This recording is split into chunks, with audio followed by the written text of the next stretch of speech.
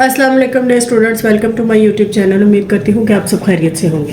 हम स्टडी कर रहे हैं 9th की बायो का चैप्टर 8 न्यूट्रिशन, जिसमें हम डाइजेशन इन ह्यूमन पढ़ रहे हैं।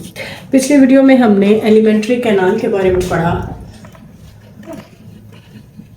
एलिमेंट्री कैनाल के डिफरेंट सेक्शंस के बारे में पढ़ा, जिसमें हमने ओरल कैविटी को इन डिटेल पढ़ा।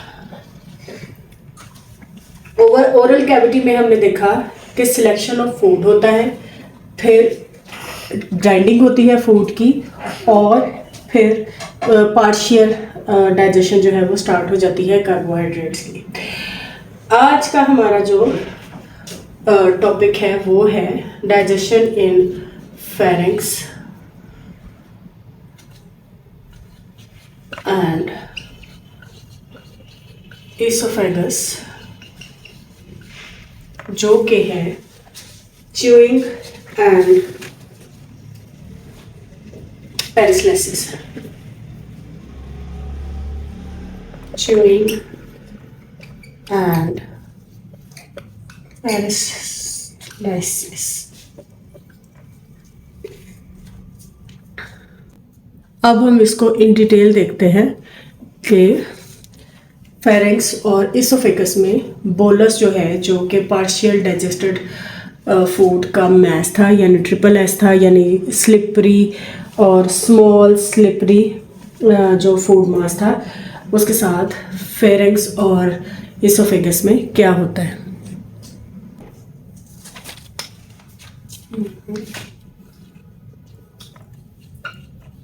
बोलस हमने ये देखा था कि जब खुराक करने वाला मुंह में जाता है तो दांत और टीथ जो हैं वो उसको एक स्लिपरी स्फेरिकल और स्मॉल फूड मैस में कन्वर्ट कर देते हैं। दांतों से उसकी ग्राइंडिंग होती है, वो फूड जो है वो बड़े पार्टिकल्स में नहीं रहती, और जो स्लाइवा एमाइलेज स्लाइवा होता है वो कार्बोहाइड्रेट की पार्शियल डाइजेशन जो है वो वहाँ पर कर देता है, और ये जो बोलस है बोलस बना देता है। जब ये बोलस मुंह के पिछले हिस्से की तरफ जाता है तो ये एहतमाल होता है कि ये जो ट्रैकिया सांस की नाली और ये जो मस्कुलर नाली फेरिंक्स की है, ये दोनों एक दूसरे के पास पास है। तो ये खुराक बोलस जो है ये बजाय फेरिंक्स में जाने के ट्रैकिया में ना चली जाए।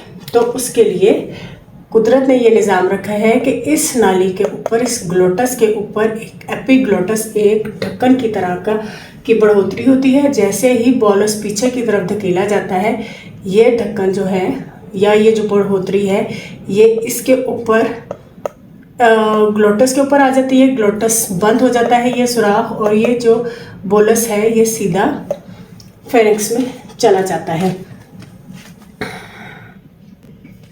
यानी during swallowing bolus is push to back of the mouth, यहाँ पर आता है by tongue. When tongue push bolus the soft palate also move upward and to rear. In this way, the opening of nasal cavity is closed. When swallowed, the bolus passes pharynx to enter.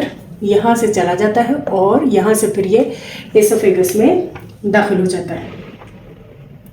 Pharynx has adaptation to prevent the entry of bolus particles in trachea, यानी ये जो wind pipe है, सांस की नाली है, उसके अंदर से बचाव के लिए।